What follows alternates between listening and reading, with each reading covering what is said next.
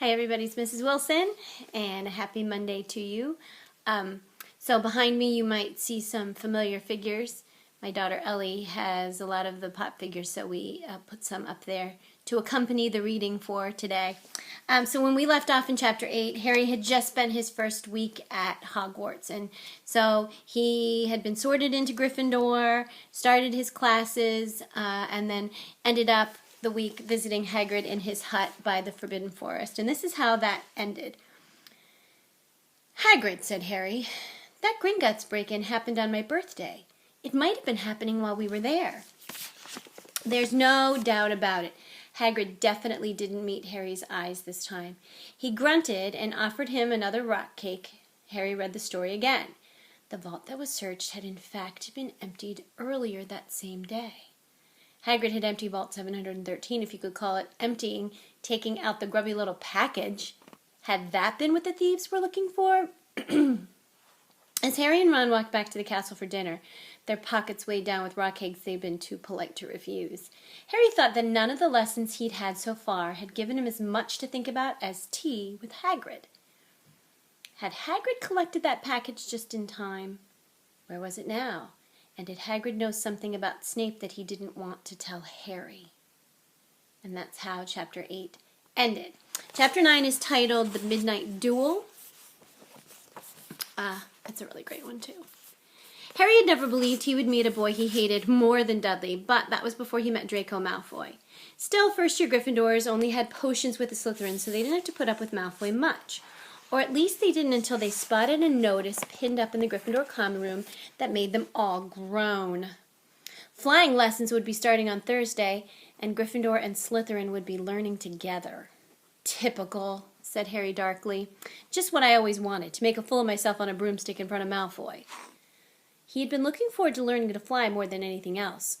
"You don't know you'll make a fool of yourself," said Ron reasonably.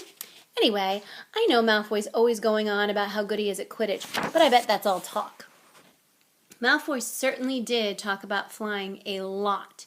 He complained loudly about first years never getting on the house Quidditch teams, and told long, boastful stories that always seemed to end with him narrowly escaping muggles in helicopters.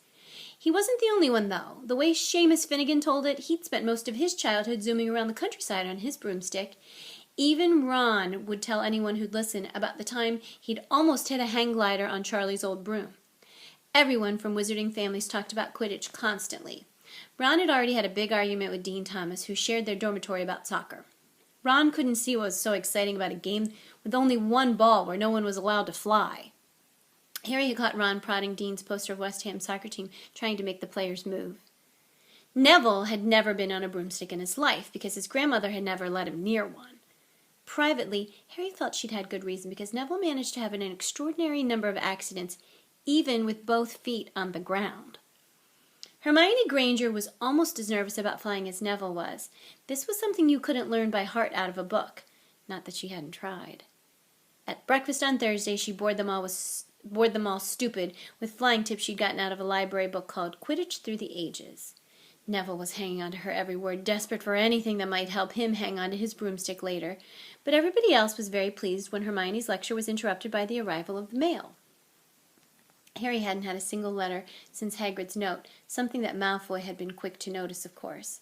Malfoy's eagle owl was always bringing him packages of sweets from home, which he opened gloatingly at the Slytherin table. A barn owl brought Neville a small package from his grandmother. He opened it excitedly and showed them a glass ball the size of a large marble, which seemed to be full of white smoke. "It's a remembrall," he explained. "Gran knows I forget things. This tells you if there's something you've forgotten to do.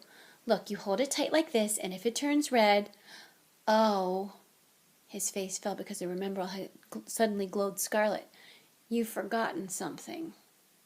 Neville was trying to remember what he'd forgotten when Draco Malfoy, who was passing the Gryffindor table, snatched the remembrall right out of his hand. Harry and Ron jumped to their feet. They were half hoping for a reason to fight Malfoy. But Professor McGonagall, who could spot trouble quicker than any teacher in the school, was there in a flash. "What's going on?" "Malfoy's got my remembrall, Professor." Scowling, Malfoy quickly dropped the remembrall back on the table. Just looking, he said, as he sloped away with Crabbe and Goyle behind him. At 3:30 that afternoon, Harry, Ron, and the other Gryffindors hurried down the front steps onto the grounds for their first flying lesson. It was a clear, breezy day, and the grass rippled under their feet as they marched down the sloping lawns toward a smooth, flat lawn on the opposite side of the grounds to the Forbidden Forest, whose trees were swaying darkly in the distance. The Slytherins were already there, and so were 20 broomsticks lying in neat lines on the ground.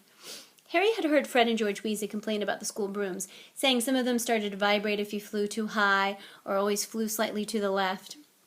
Their teacher, Madame Hooch, arrived. She had short gray hair and yellow eyes like a hawk.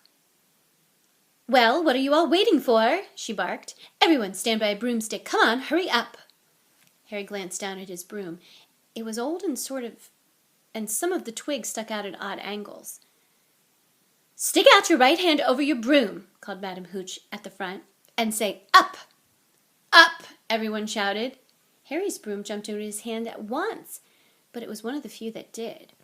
Hermione Granger's had simply rolled over on the ground, and Neville's hadn't moved at all. Perhaps brooms, like horses, could tell when you were afraid, thought Harry. There was a quiver in Neville's voice that said only too clearly that he wanted to keep his feet on the ground. Madame Hooch then showed them how to mount their brooms without sliding off the end, and walked up and down the rows, correcting their grips. Harry and Ron were delighted when she told Malfoy he'd been doing it wrong for years. "Now, when I blow my whistle, you kick from the ground, hard," said Madame Hooch. "Keep your brooms steady. Rise a few feet, and then come straight back down by leaning forward slightly. On my whistle. 3, 2... But Neville, nervous and jumpy and frightened of being left on the ground, pushed off hard before the whistle had touched Madame Hooch's lips. "Come back, boy!" she shouted, but Neville was rising straight up like a cork shot out of a bottle. 12 feet, 20 feet, Harry saw his scared white face looking down at the ground, falling away, saw him gasp, slip sideways off the broom, and wham! A thud and a nasty crack, and Neville lay face down on the grass in a heap. His broomstick was still rising higher and higher, and started to drift lazily toward the Forbidden Forest and out of sight. Madame Hooch was bending over Neville, her face as white as his. "Broken wrist," Harry heard her mutter. "Come on, boy. It's all right. Up you get." She turned to the rest of the class. "None of you is to move while I take this boy to the hospital wing. You leave those brooms where they are, or you'll be out of Hogwarts before you can say Quidditch. Come on, dear." Neville, his face tear-streaked, clutching his wrist, hobbled off with Madame Hooch, who had her arm around him. No sooner were they out of earshot than Malfoy burst into laughter. "Did you see his face, the great lump?" The other Slytherins joined in. "Shut up, Malfoy," snapped Parvati Patil. "Ooh, sticking up for Longbottom," said Pansy Parkinson, a hard-faced Slytherin girl. "Never thought you'd like fat little crybabies, Parvati." "Look," said Malfoy, darting forward and snatching something out of the grass. "It's that stupid thing Longbottom's Gran sent him." The Remembrall glittered in the sun as he held it up. "Give that here, Malfoy," Harry said quietly. Everyone stopped talking to watch. Malfoy smiled nastily. "I think I'll leave it somewhere for Longbottom to find. How about up a tree?" "Give it here," Harry yelled, but Malfoy had leaped onto his broomstick and taken off. He hadn't been lying. He could fly well. Hovering level with the topmost branches of an oak, he called, "Come and get it, Potter." Harry grabbed his broom. "No!" shouted Hermione Granger. "Madame Hooch told us not to move. You'll get us all into trouble." Harry ignored her.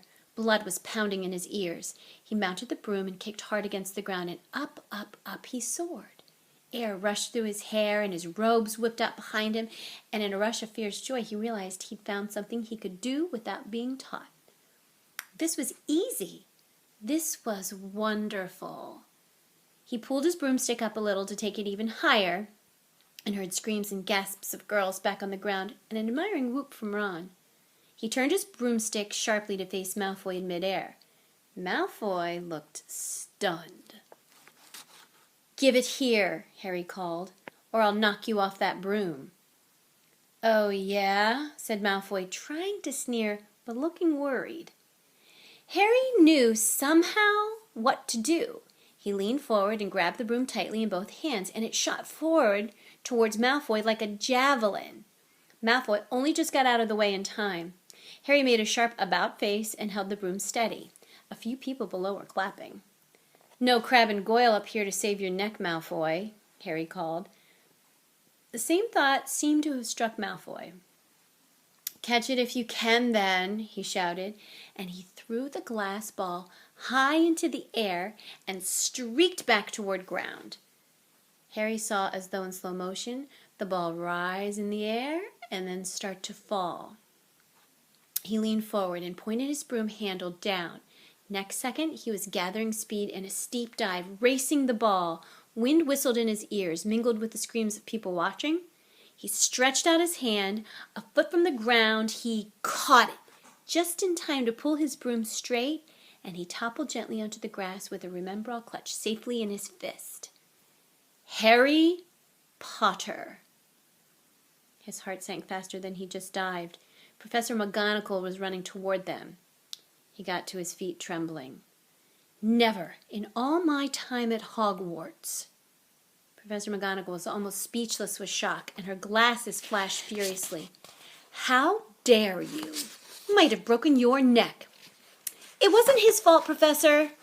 "Be quiet, Miss Patil." "But Malfoy—" "That's enough, Mr. Weasley. Potter, follow me now." Harry caught sight of Malfoy, Crabbe, and Goyle's triumphant faces as he left, walking numbly in Professor McGonagall's wake as she strode toward the castle. He was going to be expelled. He just knew it. He wanted to say something to defend himself, but there seemed to be something wrong with his voice. Professor McGonagall was sweeping along without even looking at him. He had to jog to keep up. Now he'd done it. He hadn't even lasted 2 weeks. He'd be packing his bags in 10 minutes. What would the Dursleys say when he turned up on their doorstep? Up the front steps, up the marble staircase inside, and still Professor McGonagall didn't say a word to him. She wrenched open the doors and marched along corridors with Harry trotting miserably behind her. Maybe she was taking him to Dumbledore. He thought of Hagrid, expelled but allowed to stay on as gamekeeper. Perhaps he could be Hagrid's assistant. His stomach twisted as he imagined it, watching Ron and the others become wizards while he stumped around the grounds carrying Hagrid's bag. Professor McGonagall stopped outside a classroom. She opened the door and poked her head inside. Excuse me, Professor Flitwick, could I borrow wood for a moment?" Wood, thought Harry bewildered. Was wood a cane she was going to use on him? But wood turned out to be a person. A burly fifth-year boy who came out of Flitwick's class looking confused. "Follow me, you two," said Professor McGonagall, and they marched up on the corridor, Wood looking curiously at Harry. "In here." Professor McGonagall pointed them to a classroom that was empty except for Peeves, who was busy writing rude words on the blackboard. "Out, Peeves," she barked. Peeves threw the chalk into a bin, which clanged loudly, and he swooped out cursing. Professor McGonagall slammed the door behind him and turned to face the two boys. "Potter, this is Wood. Wood, I found you a seeker." Wood's expression changed from puzzlement to delight. "Are you serious, Professor?" "Absolutely," said Professor McGonagall crisply. "The boy's a natural. I've never seen anything like it. Was that your first time on a broomstick, Potter?" Harry nodded silently. He didn't have a clue what was going on. But he didn't seem to be being expelled, and some of the feeling started to come back to his legs. "He caught that thing in his hand after a 50-foot dive," Professor McGonagall told Wood. "Didn't even scratch himself. Charlie Weasley couldn't have done it." Wood was now looking as though all his dreams had come true at once. "Ever seen a game of Quidditch, Potter?" he asked excitedly. "Wood's captain of the Gryffindor team," Professor McGonagall explained. "He's just the build for a seeker, too," said Wood, now walking around Harry and staring at him. "Light, speedy. We'll have to get him a decent broom, Professor, a Nimbus 2000 or a Clean Sweep 7, I'd say. I shall speak to Professor Dumbledore and see if we can't bend that first-year rule. Heavens knows we need a better team than last year, flattened in that last match by Slytherin. I couldn't look Severus Snape in the face for weeks." Professor McGonagall peered sternly over her glasses at Harry. I want to hear you're training hard, Potter, or I may change my mind about punishing you. Then suddenly she smiled. Your father would have been proud, she said. He was an excellent Quidditch player himself. You're joking. It was dinner time. Harry had just finished telling Ron what had happened when he'd left the grounds with Professor McGonagall. Ron had a piece of steak and kidney pie halfway to his mouth, but he'd forgotten all about it. Seeker, he said, but first years never. You must be the youngest house player in about... A century, said Harry, shoveling pie into his mouth. He felt particularly hungry after the excitement of the afternoon. Wood told me. Ron was so amazed, so impressed, he just sat and gaped at Harry. I start training next week, said Harry. Only don't tell anyone. Wood wants to keep it a secret. Fred and George Weasley now came into the hall, spotted Harry, and hurried over. Well done, said George in a low voice. Wood told us. We're on the team, too. Beaters. I tell you, we're going to win that Quidditch Cup for sure this year, said Fred. We haven't won since Charlie left, but this year's team is going to be brilliant. You must be good, Harry. Wood was almost skipping when he told us. Anyway, we've got to go. Lee Jordan reckons he's found a new secret passageway out of the school. Bet it's the one behind the statue of Gregory the Smarmy that we found in our first week. See you. Fred and George had hardly disappeared when someone far less welcome turned up. Malfoy, flanked by Crabbe and Goyle. Having a last meal, Potter? When are you getting the train back to the Muggles? Well, you're a lot braver now that you're back on the ground and you've got your little friends with you, Harry said coolly. There was, of course, nothing at all little about Crabbe and Goyle, but as the high table was full of teachers, neither of them could do more than crack their knuckles and scowl. I'd take you on any time on my own, said Malfoy. Tonight if you want. Wizard's duel, wands only. No contact. What's the matter? Never heard of a wizard's duel before, I suppose? Of course he has, said Ron, wheeling around. I'm his second. Who's yours? Malfoy looked at Crabbe and Goyle, sizing them up. Crabbe, he said. Midnight all right? We'll meet you in the trophy room. That's always unlocked. When Malfoy had gone, Ron and Harry looked at each other. What's a wizard's duel? Said Harry. And what do you mean you're my second? Well, a second's there to take over if you die, said Ron casually, getting started on the last of his cold pie. Catching the look on Harry's face, he added quickly, but people only die in proper duels, you know, with real wizards. The most you and Malfoy will be able to do is send sparks at each other. Neither of you knows enough magic to do any real damage. I bet he expected you to refuse anyway. What if I wave my wand and nothing happens? Throw it away and punch him on the nose, Ron suggested. Excuse me? They both looked up.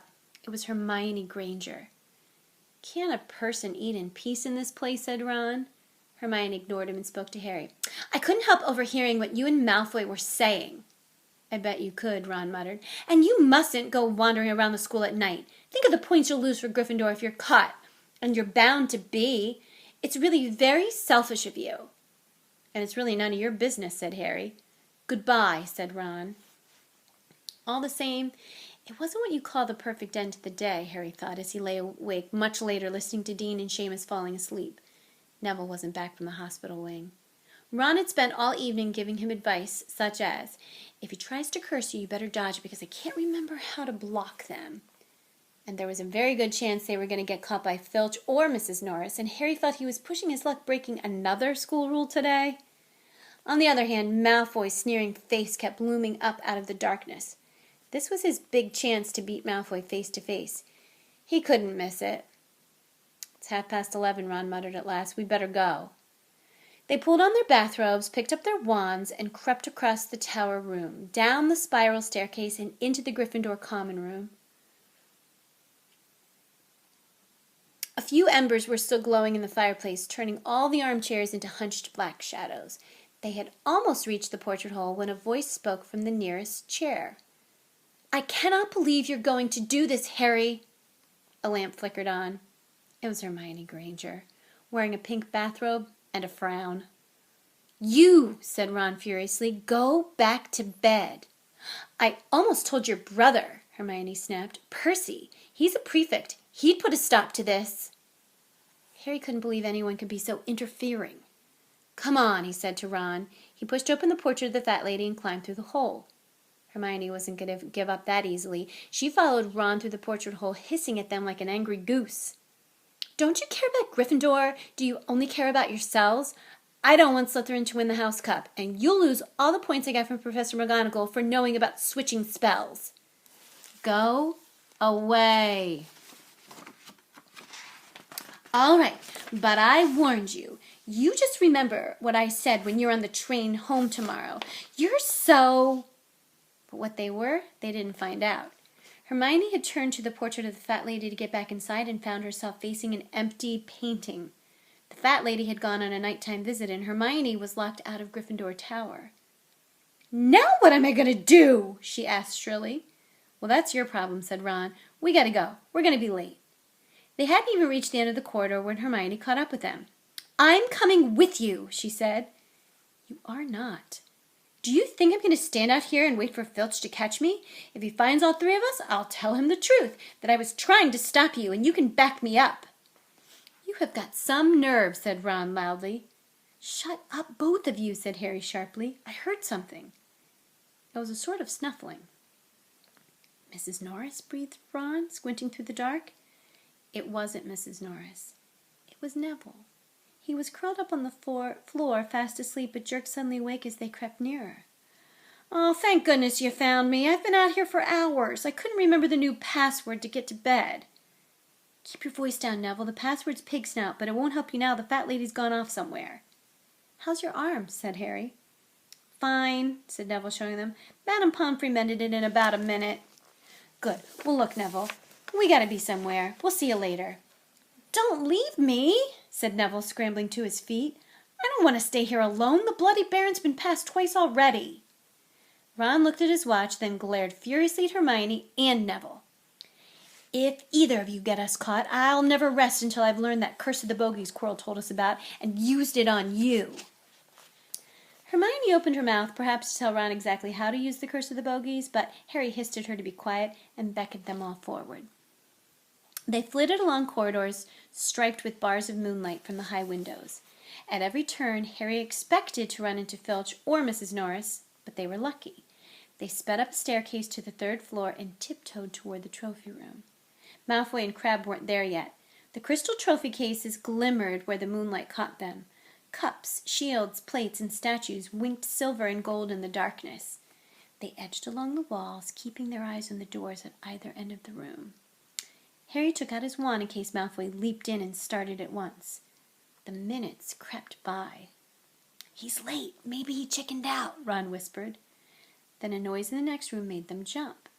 Harry had only just raised his wand when they heard someone speak, and it wasn't Malfoy. "Sniff around, my sweet. They might be lurking in a corner." It was Filch speaking to Mrs. Norris. Horror-struck, Harry waved madly at the other three to follow him as quickly as possible. They scurried silently toward the door, away from Filch's voice. Neville's robes had barely whipped round the corner when they heard Filch enter the trophy room. "They're in here somewhere," they heard him mutter. "Probably hiding." "This way," Harry mouthed to the others, and petrified, they began to creep down a long gallery full of suits and armors. They could hear Filch getting nearer. Neville suddenly let out a frightened squeak and broke into a run. He tripped, grabbed Ron round the waist, and the pair of them toppled right into a suit of armor. The clanging and crashing were enough to wake the whole castle. "Run!" Harry yelled, and the four of them sprinted down the gallery, not looking back to see whether Filch was following. They swung around the doorpost and galloped down one corridor, then another, Harry in the lead without any idea where they were or where they were going. They ripped through a tapestry and found themselves in a hidden passageway, hurtled along it, and came out near their charms classroom, which they knew was miles from the trophy room. "I think we've lost him," Harry panted, leaning against the cold wall and wiping his forehead. Neville was bent double, wheezing and spluttering. "I told you," Hermione gasped, clutching at the stitch in her chest. "I told you."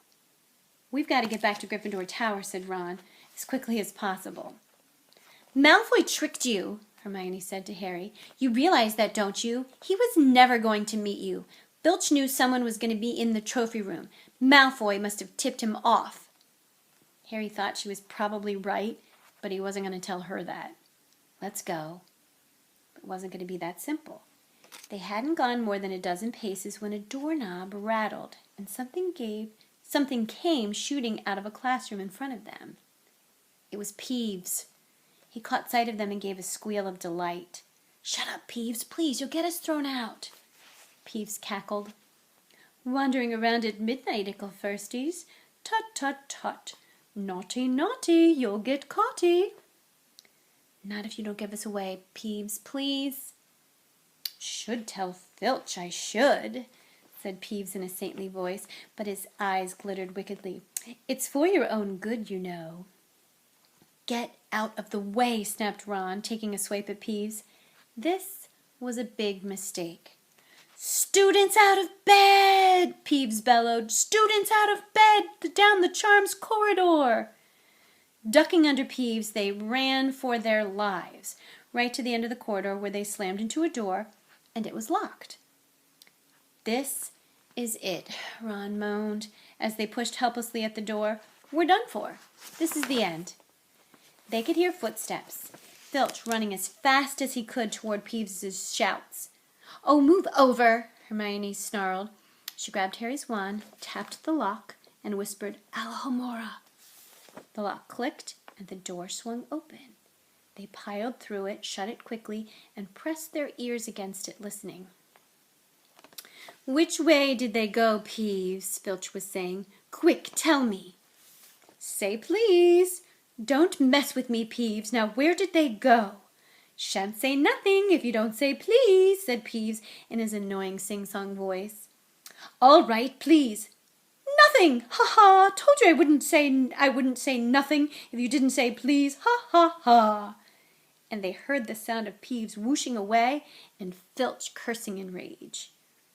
"He thinks this door is locked," Harry whispered. "I think we'll be okay. Get off, Neville." For Neville had been tugging on the sleeve of Harry's bathrobe for the last minute. "What?" Harry turned round and saw quite clearly what. For a moment he was sure he'd walked into a nightmare. This was too much. On top of everything that had happened so far, they weren't in a room, as he had supposed. They were in a corridor, the forbidden corridor on the 3rd floor, and now they knew why it was forbidden. They were looking straight into the eyes of a monstrous dog, a dog that filled the whole space between ceiling and floor. It had 3 heads, 3 pairs of rolling mad eyes, 3 noses twitching and quivering in their direction, 3 drooling mouths, saliva hanging in slippery ropes from yellowish fangs. It was standing quite still, all 6 eyes staring at them. And Harry knew that the only reason they weren't already dead was that their sudden appearance had taken it by surprise. But it was quickly getting over that. There was no mistaking what those thunderous growls meant. Harry groped for the doorknob. Between Filch and death, he'd take Filch. They fell backward. Harry slammed the door shut, and they ran, almost flew, back down the corridor. Filch must have hurried off to look for them somewhere else because they didn't see him anywhere, but they hardly cared. All they wanted to do was put as much space as possible between them and that monster. They didn't stop running until they reached the portrait of the fat lady on the 7th floor. "Where on earth have you all been?" she asked, looking at their bathrobes hanging off their shoulders and their flushed, sweaty faces. "Never mind that. Pig snout, panted Harry, and the portrait swung forward. They scrambled into the common room and collapsed, trembling, into armchairs. It was a while before any of them said anything. Neville, indeed, looked as if he'd never speak again. "What do they think they're doing keeping a thing like that locked up in a school?" said Ron finally. "If any dog needs exercise, that one does." Hermione had got both her breath and her bad temper back again. "You don't use your eyes, any of you, do you?" she snapped. "Didn't you see what it was standing on?" "The floor," Harry suggested. "I wasn't looking at its feet. I was too busy with its heads." "No, not the floor. It was standing on a trap door. It's obviously guarding something." She stood up, glaring at them. I hope you're pleased with yourselves. We could have all been killed, or worse, expelled. Now, if you don't mind, I'm going to bed. Ron stared after her, his mouth open. No, we don't mind, he said. You'd think we dragged her along, wouldn't you? But Hermione had given Harry something else to think about as he climbed back into bed. The dog was guarding something. What had Hagrid said? Gringotts was the safest place in the world for something you wanted to hide, except perhaps Hogwarts. It looked as though Harry had found out where the grubby little package from Vault 713 was. And that's the end of Chapter 9. Chapter 10 is titled Halloween. And that's what we will pick up with tomorrow. And so, my dears, we are one day closer to getting to see each other again. I hope you've had a wonderful weekend and are ready to rock this Monday. Take care, y'all.